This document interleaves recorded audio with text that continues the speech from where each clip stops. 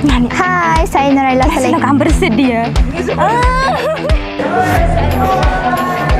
Perasaan nervous. Kita kat mana sekarang? Saya masih lekat warna merah. Ya, benar lebih dot. Oh, kalau aja.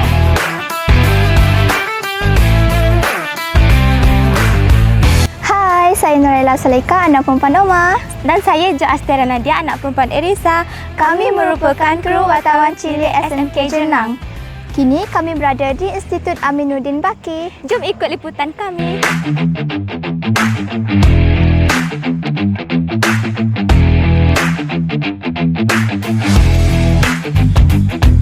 Sekarang kita berada di pameran pendidikan manusiawi. Jom kita tengok.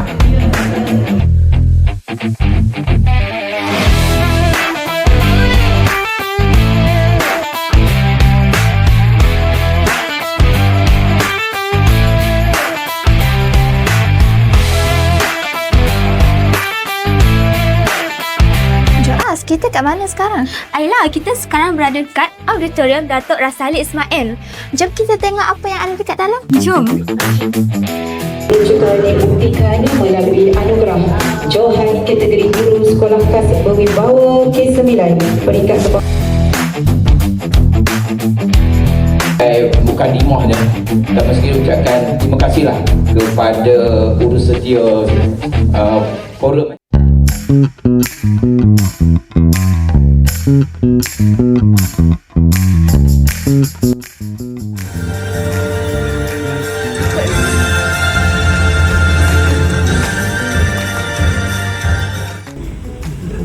Cuba tutup mata, visualize. Zaman dulu, kan? Tahun 70-an, sekolah rendah pakai seluar pendek.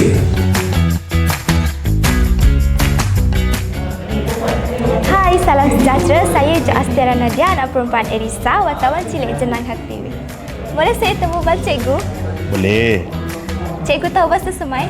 Bipan ni sen oi. Hek sen oi. Sen oi. Cikgu, saya nak tanya soalan. Apa pandangan cikgu tentang simposium pendidikan manusiawi pada hari ini? Okey, terima kasih Jo Astira. Sebelum tu cikgu memperkenalkan diri cikgu. Cikgu adalah Muhammad Fikri bin Muhammad Syari dari unit pengurusan model khas dan orang asli bahagian pengurusan sekolah harian. Yang mana bahagian pengurusan sekolah harian dipertanggungjawabkan untuk menganjurkan simposium pendidikan manusiawi pada kali pertama pada tahun ini.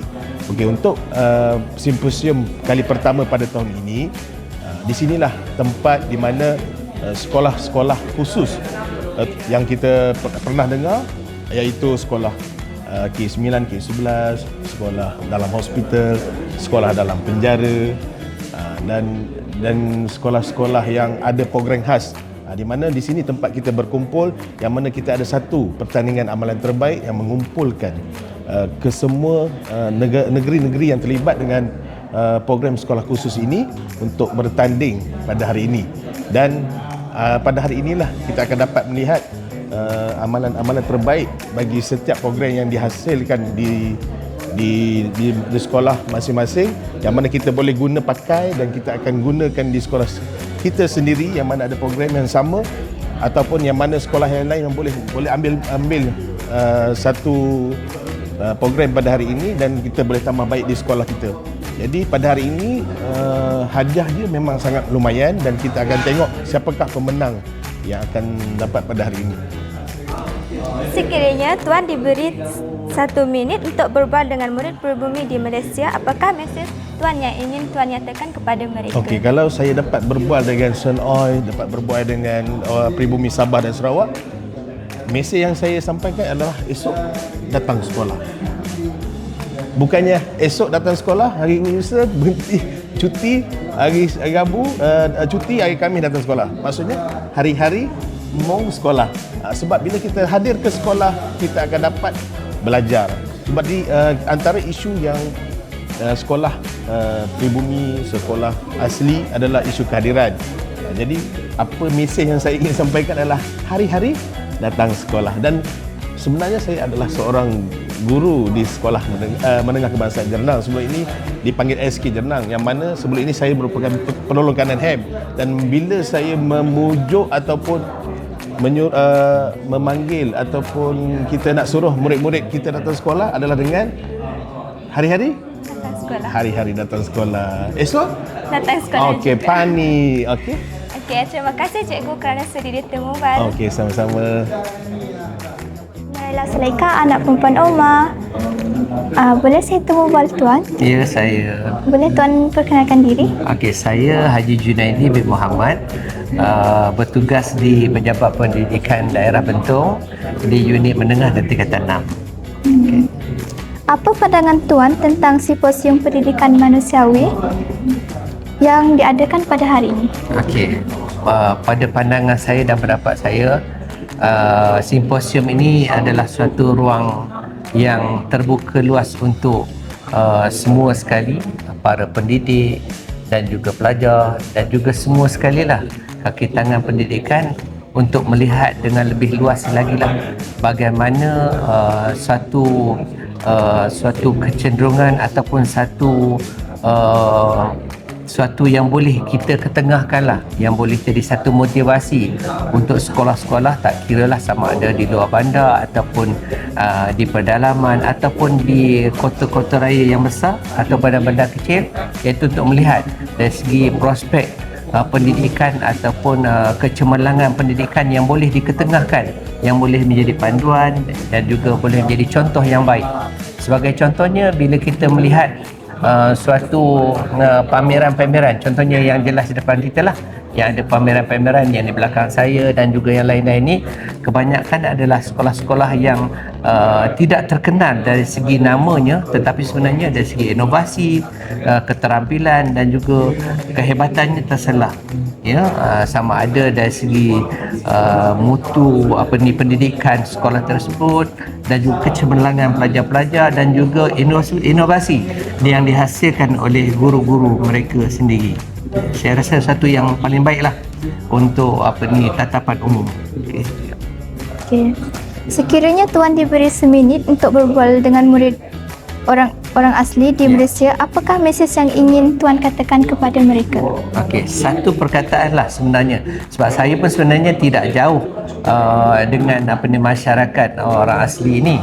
Sebab saya pun ada pengalaman bersama dengan anak-anak asli sebelum saya masuk ke pejabat pendidikan, iaitu di sekolah. Masyarakat ataupun anak-anak orang asli ini adalah pada saya suatu anugerah lah sebenarnya untuk kita, sebab mereka ni mempunyai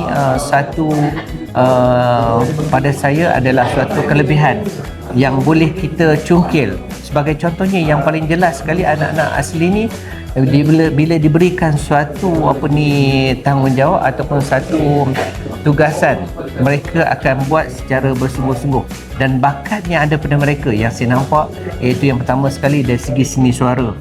Ya, mereka mempunyai satu anugerah lah dari segi suara yang sedap, yang suka menyanyi dan juga menghiburkan. Yang keduanya dari segi tarian. Saya rasa sebab untuk daerah Bentong lah sebagai contohnya, kita dapat menonjolkan ramai bakat-bakat yang boleh menyanyi, sama ada menyanyi solo ataupun nyanyi secara berduet, dan juga tarian yang boleh diketengahkan, tarian asli dan juga tarian-tarian yang lain lah. Mereka cukup berbakat. Yang keduanya, di daerah Bentong lah, saya bagi contoh, pelajar-pelajar daripada kalangan orang asli ni ramai yang menonjol. Sebagai contohnya, ramai yang SPM yang mendapat pencapaian yang terbaik.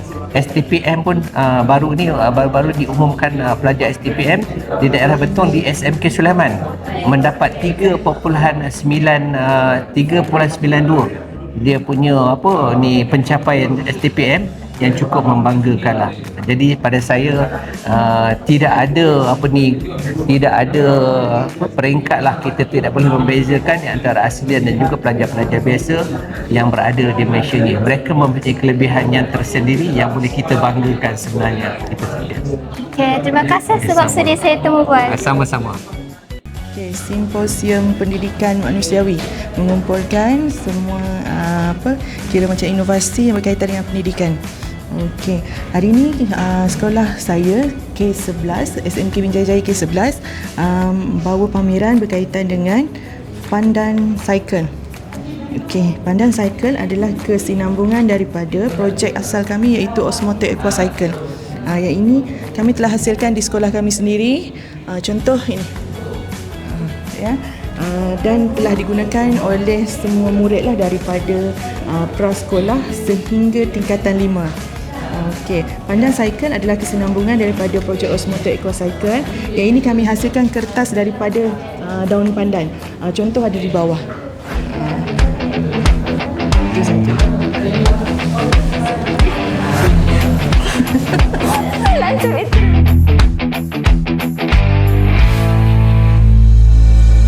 Sekian itu saja liputan kami. Jangan lupa like dan subscribe. Bye.